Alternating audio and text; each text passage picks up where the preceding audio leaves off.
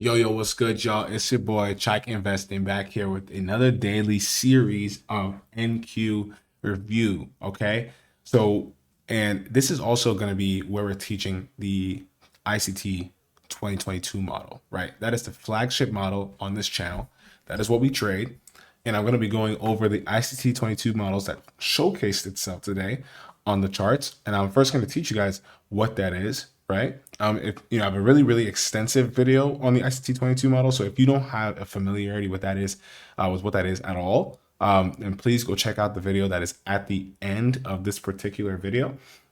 But I can show you real quick what it is, right? So just that we are very familiar, right? This 22 model, and if you already know it, just skip and you can get to the daily review, guys. I know there's some people who have been following this for a while now. They already know what the ICT 22 model is. So as always, please just skip to where I start the actual review. But here's the 22 model, right? That is the ugliest thing I've ever seen. Sorry. Let's go down to a lower time. See if that gets better. Let me draw it real quick. All right. So IC 22 model, right? So break of market structure on this particular swing high, right? So we took out this low right here. So let's say this is like a series of this is a high, low, lower high, lower low, lower high, lower low, right? And by the way, this is the simple, like one of the simplest entry models ever. You know, so if you want to know, like Ice-T said that if he was going to teach his daughter how to trade, he doesn't want to give her something too complicated. Like this is one of the easiest entry models for ICT if you are a fresh ICT student to learn, right? So it is when you take out this low right here, break a market structure high, and then come back into a fair value gap. Or the fair value gap right here needs to be present. What's a fair value gap? Fair value gap is a right here, for example, is the gap between two candles, right? Between three candles, right? So there's one candle, second candle, third candle. The third candle low and the first candle's high needs to be separation, right? So there's a gap right there. That shows displacement. That price has enough energy to go somewhere, right? Depending on the time of day. You see that we don't really move here anyway because it's gap because we're after 4 o'clock, right? Market's closed. We're just going to gyrate around until like maybe Asian session, right? So, but normally you can see here, like, right, we have this large gap, price expands a little bit, right? Over here, price expanding. So gaps showcase displacement, okay? So the reason why this is important is because this is a nice entry model where you can anticipate expansion going forward. You have clear entry points, right? Maybe at this high, either at this fair value gap or maybe an inversion fair value gap on this side. It's a really clean entry model, right? And we'll be going over examples of that today, right? ICT says that he did in fact, the most important mentorship, ICT 22 mentorship, was literally based off this model.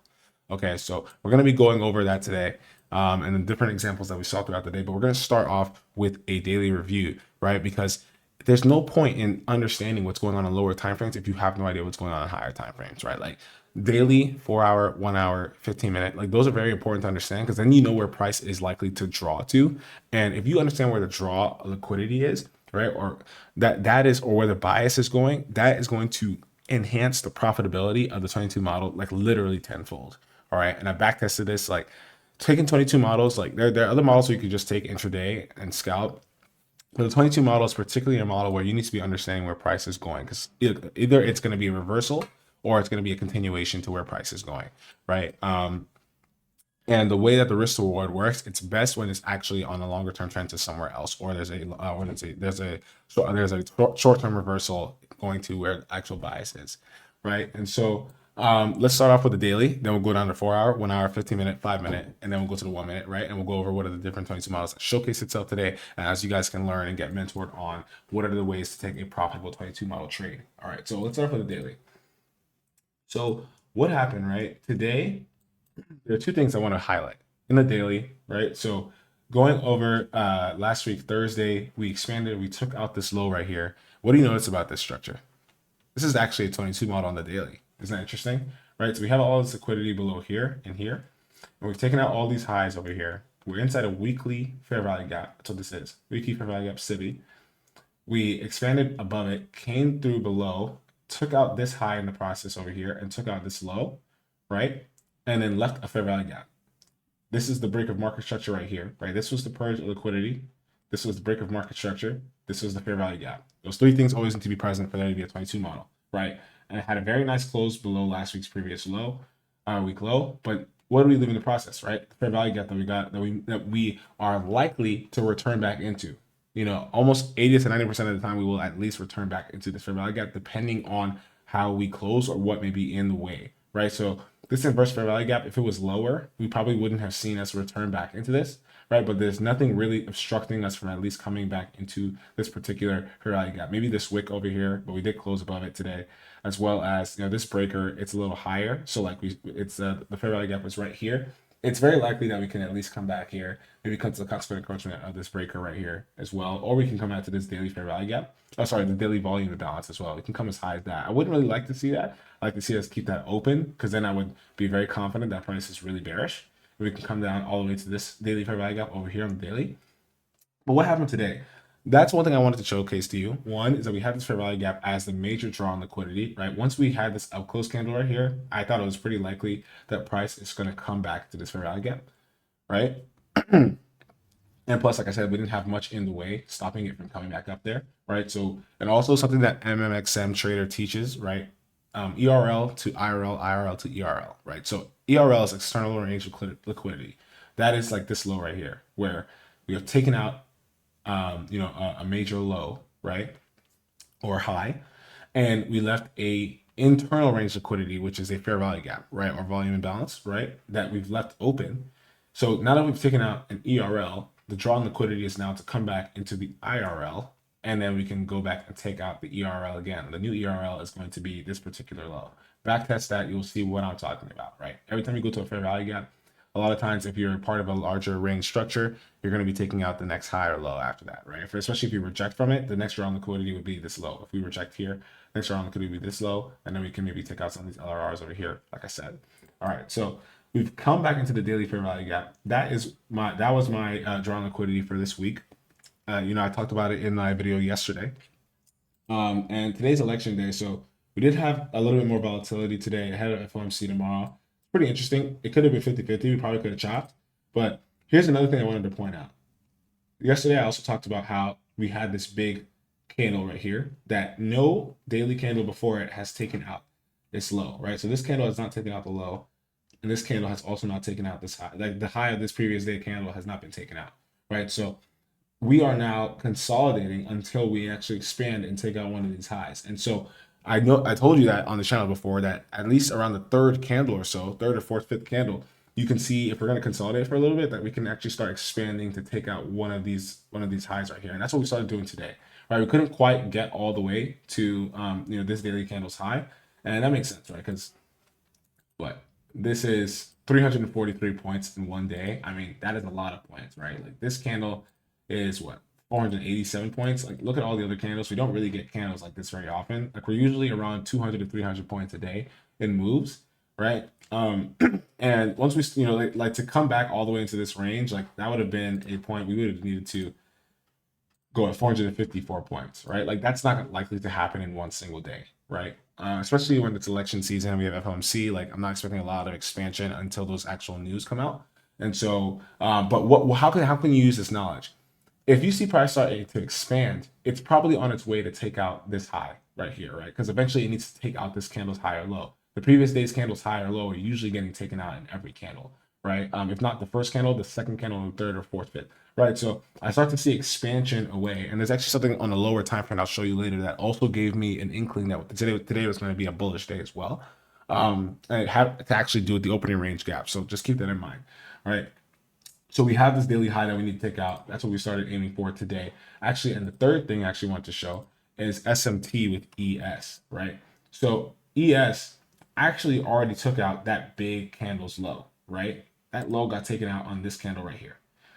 And so that is actually a form of SMT. We did not, this candle did not take out this candle's low. So like on the 4 hour, 1 hour, that is a clear SMT, right? And so price is now bullish. So we could see ourselves, because we have that SMT and we purchased liquidity over here, we could have seen ourselves, if we close above this particular fair value gap, I would expect to see us keep going higher, right? We did not respect this premium CB level. If we don't respect that and we close, through the consequent encroachment, close through this volume imbalance, like I'm expecting us to have much fuller bullish pricing, especially because we have this SMT over here, right? Now on the 4 hour, by the way, this is the previous week low, previous week high. We took out that previous week high. That's what that previous week low. That was the SMT, right, on ES, but we didn't take it out on NQ. So NQ has been moving, I believe, stronger. Well, ES actually moved pretty strong, actually. And so on the 4 hour, what do we have today? Right, coming into Asian wick lower, we're still in the upper half of look at this, right? We're still, and this is what I teach on this channel as well. Look at this wick right here. It's large wick. We're still in the upper half, closing in the upper half of this wick, right? That also shows you bullish pricing. Combined with SMT. Right, we're closing in the upper half of this wick. So when you see that happening, like I talked about in the series, right, like we're likely to be bullish. So we are bullish. We break market structure, close above this high. Guess what this also is on the 4 hour? Also 22 model, right?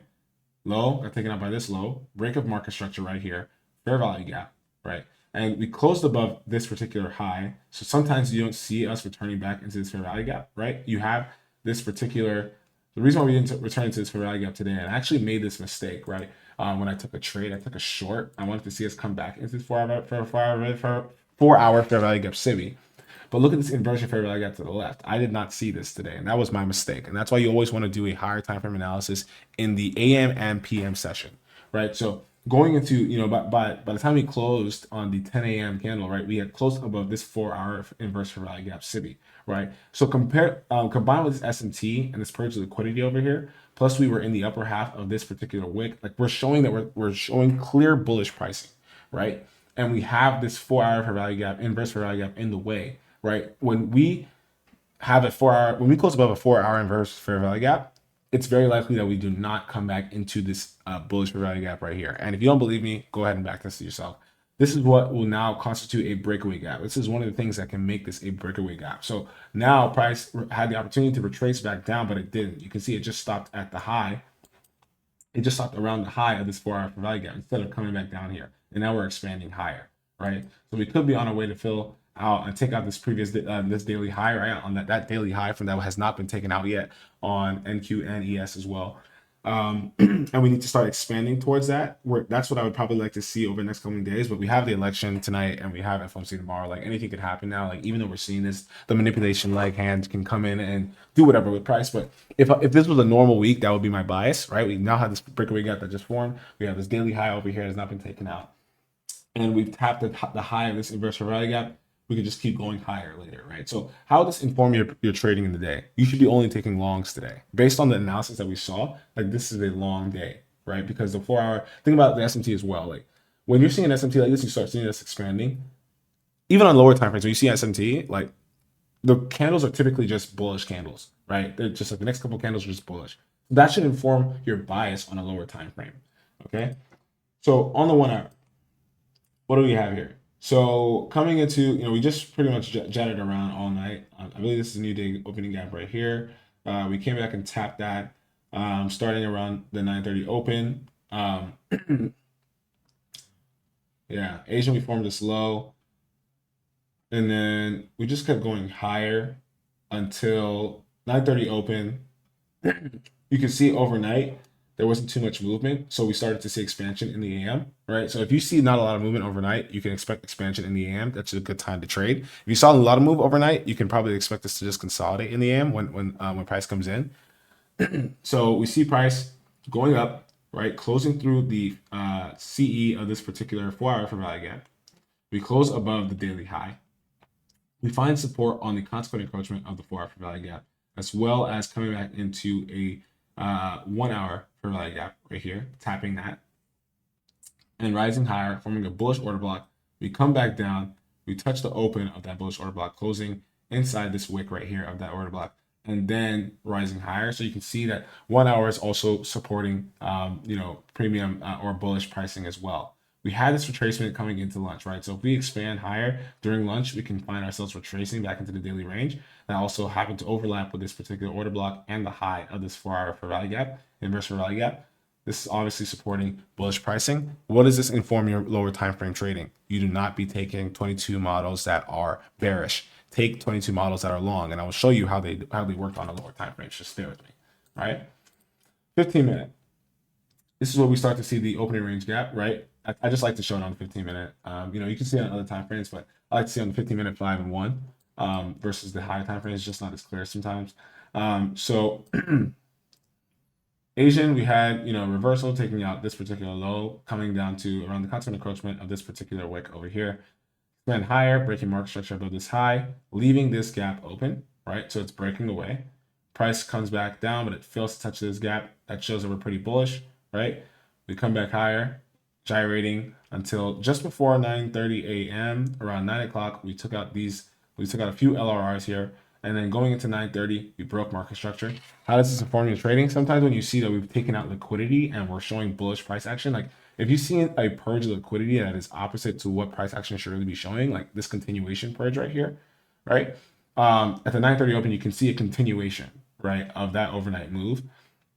And so, if I saw this and let's say, for example, it allowed me to give a good, reversal where I can enter in this fair value gap, could have traded that 15-minute to rise higher for the rest of the day, even on this 9:30 open, even though this opening range gap was left open, right? Like I'm expecting a bullish day and I'm expecting a day to expand.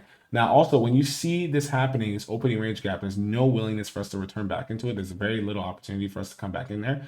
ICT talks about how that can just be a very expansive day. And you can see that over here, we pretty much just rose all day, right? On lower time frames, only longs that have really worked. Shorts were not working today. And that's because this opening range gap stayed open. We had that 4-hour SMT, right? We've now closed through this 4-hour inversion fair value gap. On 1 hour and even 15-minute here, we're finding support in the upper half of that, and we're continuing to expand higher, right? We're not closing back into the range. This acted as a breakaway gap as well because this breaker was in the way, right? This breaker over here, price did not come back down into this fair value gap over here. Plus, we had this 4-hour inverse fair value gap. We have multiple PD arrays stopping us from coming back down into this price action, and plus we had this opening range gap stay open. Like that telling us that this is probably going to be a long day, and we're gonna. And my draw on liquidity was that daily civvy, yes, of course, but also in the previous day high, which is right here. But also we had this opening range gap from Thursday last week that never got filled in, right? That I'd like to see price come back and return to, right? So look at this. We have this large gap, right? Just a completely big liquidity void. We can return back to that liquidity void at some point. Because think about it, like look at all this liquidity void over here. Look at this one right here. Like look at this one right here. Price usually comes back and fills those voids in. We don't like to keep those open, over a certain large period of time. So you can see that this is just a large gap that is also acting as a draw on liquidity higher. All right, so now you have multiple confluences telling you that today is just a bullish day, right? On the 5-minute. Well, actually, let's finish going through the 15-minute here. So by 10 a.m., we had already made the high, taking out, yesterday's AM session, previous day high, as well as Friday's AM session high as well. We've done a lot. You can see we just start chopping around at that point. So you probably want to wait until the next hour, because price is just going to be choppy. Once we take out so many different highs, like price has got to accumulate to continue expanding. So price is accumulating for 1, 2, 3, 4 15-minute 15-minute candles until 11:15, where we continue going higher. All the way into lunch, and then during lunchtime, we come back and tap the high of this 4-hour fair value gap, SIBI, and then we purge this low and this low, and then break higher, right? And end up the day forming the high of the day at around the 4 p.m. Hour as well, taking out these LRRs right here. On the 5-minute, right? We have that same expansion. We come back and tap this particular fair value gap busy, slightly institutional order flow entry drill right here, telling you that price is really, really bullish, right? You probably could have taken a 22 model right here. I was looking at that, but because it's election day, like I didn't want to be aggressive, right? Where would my stop have been? Look at this breaker over here to the left. This is what we call a unicorn model 22 model. Right, so we have this breaker over here that price is closed through aggressively, and we have a fair value gap that's inside it. We should not see price return back to this the low of this breaker, right? So you can enter on this fair value gap right here, Or personally, I would have probably entered at the top of this breaker because honestly, we could have kept that fair value gap open as a breakaway gap, just like we did on the 15-minute. And my risk reward can afford it because we still have that opening range gap over here. This is the beginning of it right here. Remember the one from last Thursday that price is going to draw to, and that could be your easy 1 to 3, right? 1 to 3 trade right there. So price, you enter on the high of that fair value gap. We do make it all the way. You do get some drawdown all the way back to this breaker, but it does not close through the breaker, consequent encroachment, right? It stays in the upper half portion, and then we start breaking away higher. We accumulate after taking out all those highs. Coming back down, and then around 11 a.m. we reverse and invert this fair value gap. If you are an inversion trader, you could have taken that as well, right? We go higher. And personally, I took my first long of the morning up here, right? Heading back to that opening range gap over there and placed my stop below this particular inverse fair value gap. I knew that today was going to be a large range long day. And I just wanted to see if we can expand all the way higher to that particular daily high that we had not taken out over the past couple of days. But, you know, silly of me, right? Like, think about what I said before. We're probably not going to move that many points in a single day, right? We've moved a lot in the AM. It's election day, FOMC tomorrow. PM is probably going to be pretty just choppy and trash. So, you know, going into lunch, we did expand higher, but once we touched the low of that particular opening range gap, right, we kind of just consolidated at it and formed some LRRs, and then we came back to my break even. I took off some off the, I took like 1/3 of the trade off once we hit the low of that opening range gap. Sometimes this can happen. You can just gyrate there, and then we came back and touched break even. So I made some profit on that trade, but then price comes back down my break even, and then around, you know, from like 1 o'clock to 1:35, that's when it took to get back to my break even. So we had that Judas swing coming in from that opening of the PM session, like you can see from the, you know, sometimes when you see in the opening range, you can see a Judas happen. 1 to 1:30, you can also see a Judas happen. The Judas did not happen today because we already had that before, right? This was the Judas before the 9:30, right? But sometimes 9:30 will have that Judas. Like most times, 9:30 will be the one that has the Judas. But sometimes you can see the Judas happening before 9:30. We are consolidating there. We consolidated on my break even. I'm just going to close that for now. And then we don't see another really good 22 model form on the 5-minute until we take out these lows right here, break this market structure right here. We have a fair value gap. You can see that we come back up here and we turn back to that fair value gap right there, all right, which is actually a BPR. And then we expand higher. Now, admittedly, I took this trade and I also made another mistake here, right? And I'm not afraid to talk to you guys about my mistakes. Like, this is a logging experience for me as well. And hopefully you're learning as I'm learning, right? So where was my stop loss? So we had this breaker right here, right? We had this breaker. This breaker can, this series of highs to lows right here, this breaker right here, okay? So we had that breaker and my stop was below this inverse fair value gap, this breaker, and this fair value gap, right? So that's a BPR right there. That's 3 PD arrays. That's where my stop was. And I wanted to see if we could explode higher to not only take out these LRRs, but also maybe get to the consequential encroachment of this opening range gap.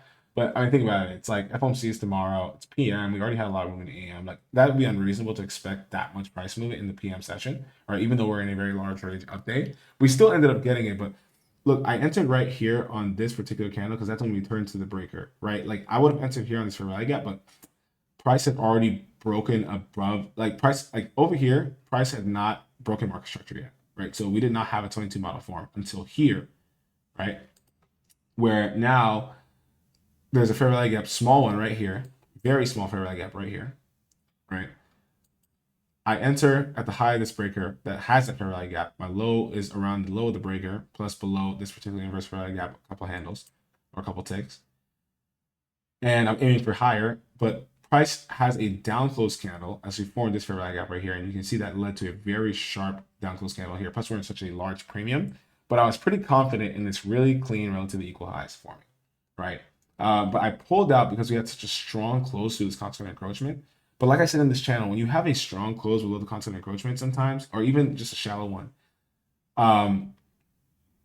and like, you know, you have that close between this breakers, below this breakers consequent encroachment, that doesn't really, like, if the next candle expands and does not continue going lower, then it's just a mohawk and the price is still actually respecting it. So for me, I should have taken out only half the trade. And then once I saw price close back above it and we started respecting it with bullish price action, I could have entered back that half, right, and kept my stop still at the low, because that I know that price is still likely. When I see this happening, I know that price is still likely to go into my direction, right? So that was a mistake I made, and I could have just continued to enter and then I could have still made profit from this trade.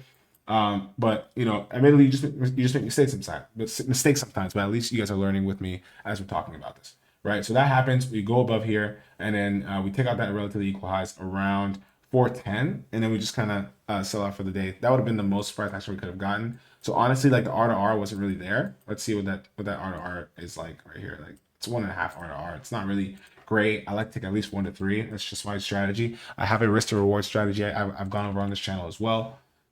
You can check that video out in one of my playlists. But let's just check the 1 minute.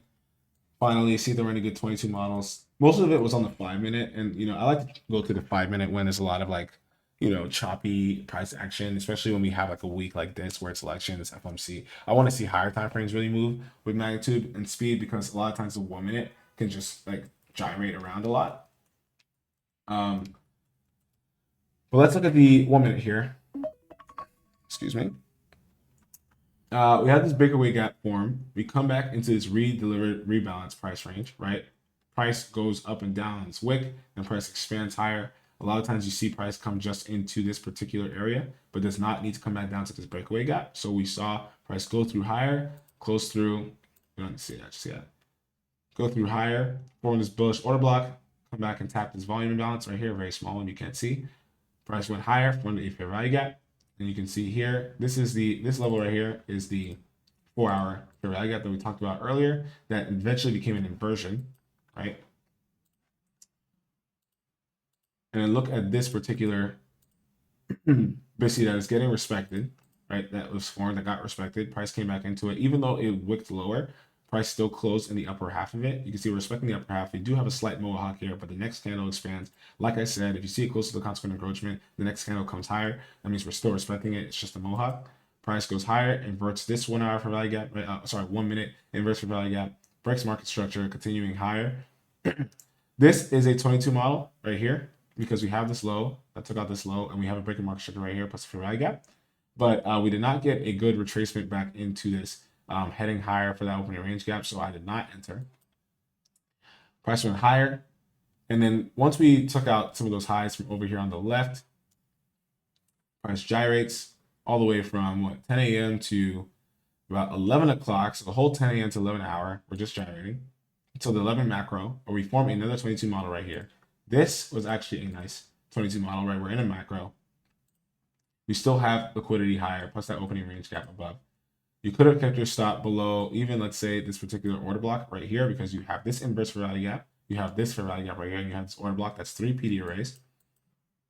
And you can aim for a 1 to 3, which you would have just gotten, but most of your trades just take it off here around the opening range gap and then hold a runner. So that's another solid 22 model that we had there.